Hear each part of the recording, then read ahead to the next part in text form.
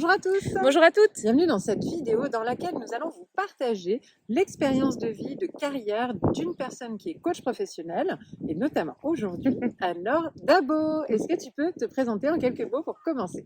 Oui, donc moi, Anne-Laure Dabo, je suis coach et thérapeute de couple. Je suis co-dirigeante du centre de formation Zen Pro et puis également formatrice pour ce centre. Donc pour ma part, je m'appelle Cécile Neuville, je suis cofondatrice du centre de formation Zen Pro, psychologue, coach, mais aujourd'hui je vais prendre la casquette journaliste presque. Voilà, je vais faire une interview d'Anne-Laure qui va nous parler de sa carrière de coach, donc comment ça a commencé jusqu'à aujourd'hui, les différentes pratiques que l'on peut avoir tout au long d'une carrière de coach, comme quoi ça peut être évolutif en fonction de nos expériences, nos avancées, notre évolution. Alors, Anne-Laure, comment tout a commencé, cette histoire de coaching dans ta vie?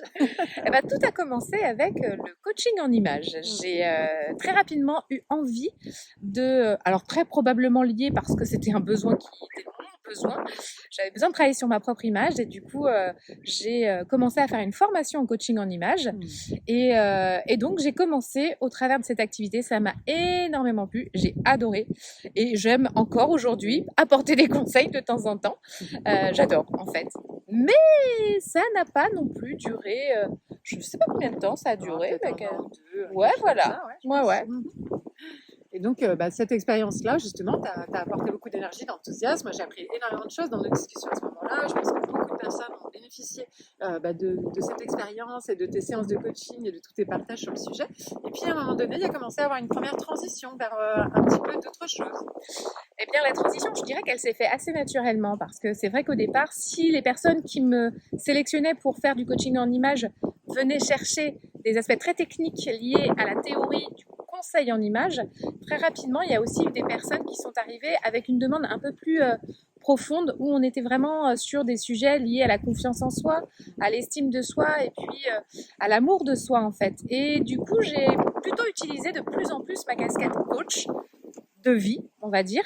Et du coup, j'ai commencé aussi à avoir des thématiques qui n'avaient plus rien à voir avec le coaching en images. Et puis voilà, naturellement, ça a migré vers une casquette plutôt coach de vie.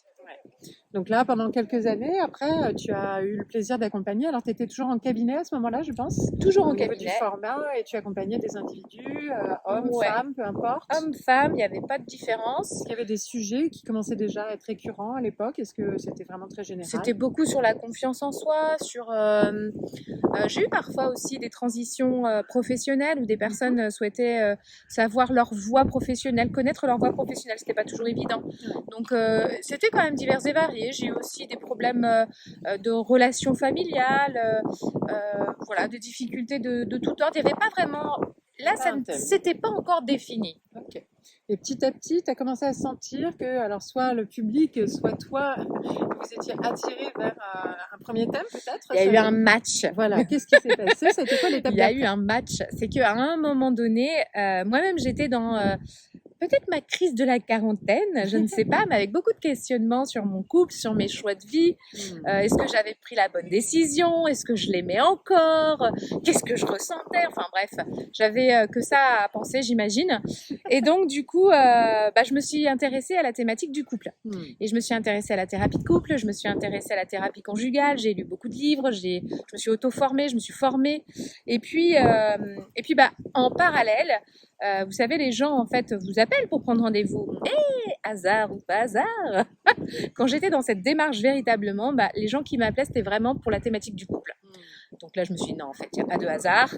Et puis là aussi, très naturellement et très rapidement, c'est devenu mon profond, c'est mon précieux. J'adore les relations d'amour. Moi-même, du coup, j'ai expérimenté pour moi et mon mari et je crois que je n'ai jamais été autant amoureuse que maintenant. Donc, on peut dire que ça a plutôt bien marché et que du coup, j'ai très envie de le partager avec d'autres couples qui peuvent connaître à la fois des difficultés ou qui souhaiteraient vraiment juste trouver l'harmonie dans leur couple. Alors ça, c'est une activité que tu as toujours encore aujourd'hui, mais en parallèle, parce que des fois, en tant que coach, on peut avoir plusieurs casquettes, plusieurs activités, plusieurs pratiques différentes. Tu as aussi encore d'autres casquettes de coach. Quand on est coach, je crois qu'on peut accompagner des personnes sur tellement de thématiques qu'effectivement, c'est parfois difficile et frustrant de dire bah non, je ne m'accorde que sur ça. Donc moi, j'ai choisi de faire au moins 2 publics différents. Donc il y a à la fois les couples que j'accompagne avec bonheur et plaisir, sous différents formats d'ailleurs.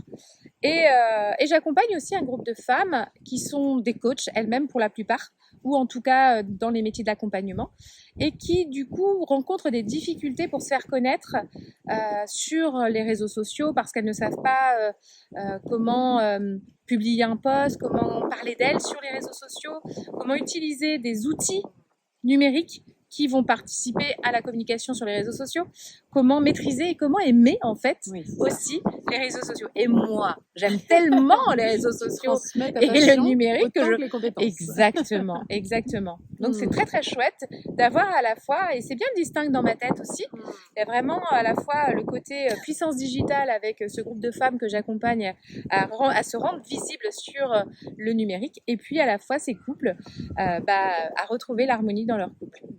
Et ce qui ne t'empêche pas encore, parce qu'on peut avoir des coachings de fond, d'avoir des petites activités plus ponctuelles et d'avoir des coachings sur des coups de tête. Et donc là, en ce moment, par exemple, tu viens de lancer un nouveau programme de coaching qui est encore différent. Oui, donc là, j'ai voulu, avec un autre format que je n'avais encore pas expérimenté, donc faire un coaching de groupe avec une thématique bien précise, c'était d'amener beaucoup plus de positif dans sa vie pour faire face aux difficultés quand elles se présentent de meilleure façon. Voilà, ça c'était la promesse. Yes. Donc là, finalement, si on résume, dans tout ton parcours, tu as pratiqué dans différents formats aussi. Complètement. Est-ce que tu peux nous faire une synthèse des différents formats dans lesquels tu as pu expérimenter le coaching en tant que coach? Déjà très rapidement, j'ai pu expérimenter le format de coaching en groupe parce qu'on animait des journées à l'époque ensemble où ça a démarré vraiment par là, où c'était du coaching collectif et c'était super chouette. J'ai fait aussi donc le coaching en individuel et là du coup en cabinet. J'ai fait le coaching à distance par téléphone. Oui, c'est vrai. Quand on n'a pas le choix en fait et que la personne ne peut pas se déplacer, pas grave, on va faire par téléphone et c'est ok, ça fonctionne tout autant pareil.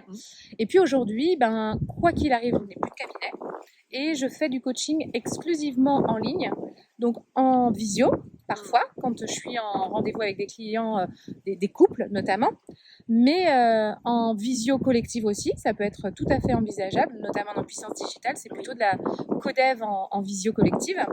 Et puis, je fais aussi un programme en ligne et donc du coup, les gens, c'est des vidéos déjà enregistrées avec des exercices à mettre en pratique et du coup, les gens avancent à leur rythme sur ce format-là. Donc, c'est une plateforme de formation. C'est un mix entre de la formation et du coaching. Et tu as en plus, je crois, une discussion permanente. Oui, exactement. Un fil continu. Alors ça, c'est plus avec le groupe pour amener plus de positif dans la vie. C'est un fil de discussion où tous les jours, je poste un petit défi, une action à faire qui va viser à amener plus de positif dans sa vie. Et puis, ça permet aussi d'être en lien, d'être dans une synergie de groupe. Et ça, c'est chouette. Et pendant 30 jours, je peux vous garantir que ça donne la patate.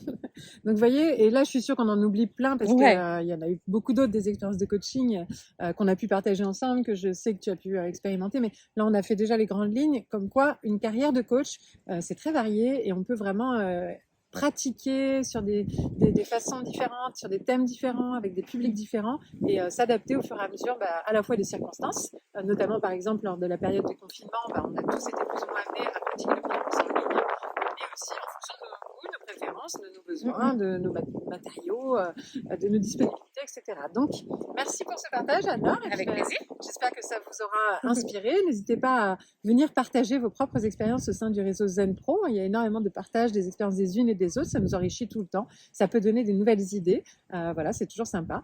Et puis, si jamais vous voulez vous former à telle ou telle technique ou pratique, Anne-Laure en a cité plusieurs et quasiment toutes sont dans nos formations Zen Pro aujourd'hui.